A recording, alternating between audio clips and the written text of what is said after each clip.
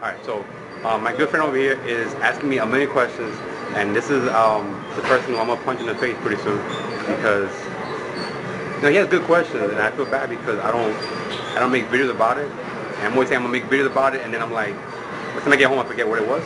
So this is gonna be him just blabbing, asking me a million questions, and so it could be about anything.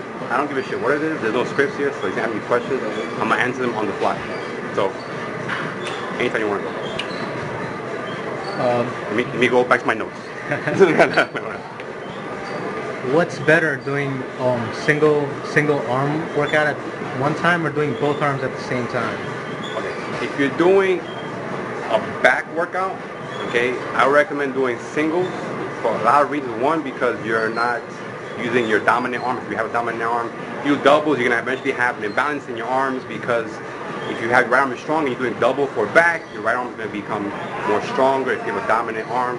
And then doing singles, you can't cheat and use that dominant arm because you're focusing on that one particular muscle group in one arm. Also, doing like traps, like I said in my trap video, when you're doing doubles, your muscles tend to collide and you don't get that good range of motion because you're limiting your mobility because you're doing doubles versus doing a single when you get actually a full range of motion, a better range of motion. And that's the same thing when doing cables versus bar press because now you're getting a full range of motion. So I recommend doing single arm exercises for bicep, for tricep, for chest, for shoulders, for back, for legs if you have an imbalance in your legs as well. But for increasing the range of motion to make sure you don't have any imbalances and to make sure you don't have any kind of deep compression, which could cause like deep pains doing like a chest press, and your back is compressed so much that it actually hurts your back, which a lot of people have problems with when they're doing chest press. They have back pains because they're compressed so much with double, and when they do a chest press, they still fatigue from that compression. So that's why I recommend doing singles, and yours is more about back, right? So that's why. Yeah. And since you said you could also do single for chest, when doing chest flies, is it possible to do single arm workouts with chest flies? You mean like cables? Doing one at a time like this, and then, or you mean what do you mean? Cable flies. Cable flies. What about it? Can you do single cable flies, one arm at a time? You're doing a fly and you're going like this, one at a time? No, I don't do that.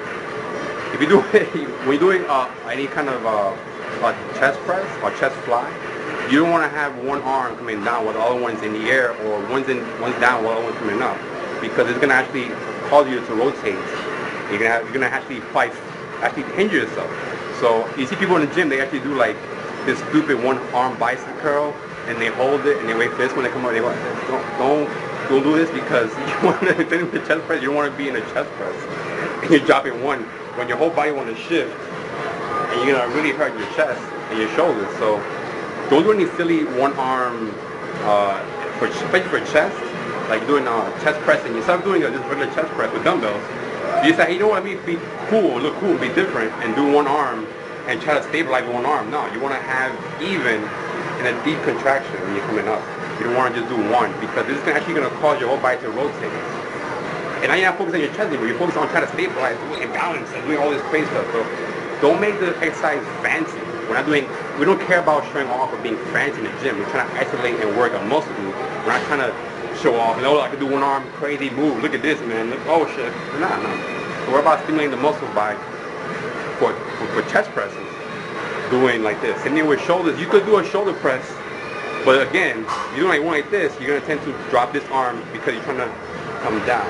If you have really good static, if you're an advanced person, you have good static holds, then you could do one for shoulders and one for chest. But as far as recommending this, no, I would not, unless they're an advanced athlete and they're good with static holds, because you have to have a lot of stabilization to do a static hold while you're doing a press at the same time. So, no, I don't recommend it for anybody.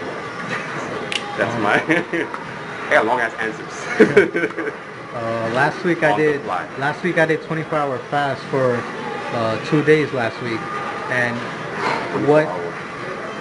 so when doing 24. No, not in a row though. Oh, you did okay. Yeah, that's where the question comes in. What do you recommend, like the gap between the two 24-hour fasting? Say 3 days. 3 days? So that'll be twice a week? Yeah. All right. So you don't want to do, the thing is your body, you want to have enough food. If not, you're going to actually start to feel weak and fatigued.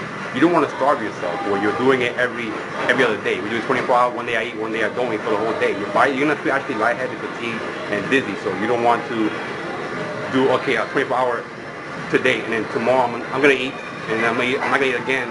That's not good. You want to have, take a 24-hour fast, 2 days, eat. On moderate, do a 16-hour or 18-hour those 2 days, then do a 24-hour fast, and then eat 16, 18-hour fast like that. But don't do a 24-hour, 2 days, 24 hours like that. That's just, Okay. like, you won't give your body enough time to get enough carbs and everything else. You want to feed your body all the time, but doing a 24 hours all the time, you're going to feel, you could do it, but you're going to feel fatigued, lightheaded. It's going to hinder your training when you do it. You're going to feel really like, you're going to feel really like, the word, like, fatigued, and you're actually going to have, here we go again, that brain fart. You're going to have problems with your nervous system, believe it or not. You're going to feel, you're going to be overtraining because you're actually, you have no calories. So if you're doing it day after day after day like that, you're going to have overtraining symptoms because overtraining is a lack of recovery. So if you're not eating enough, you're not recovering. I would recommend if you are going to do some crazy fast like that to take glutamine to help you recover and everything else and stuff like that during your training. And also with some creatine to help you give you an extra a little boost or some kind of, actually I would recommend this curse again to give you some energy because you're going to need it because it's really hard to do a 24-hour every day.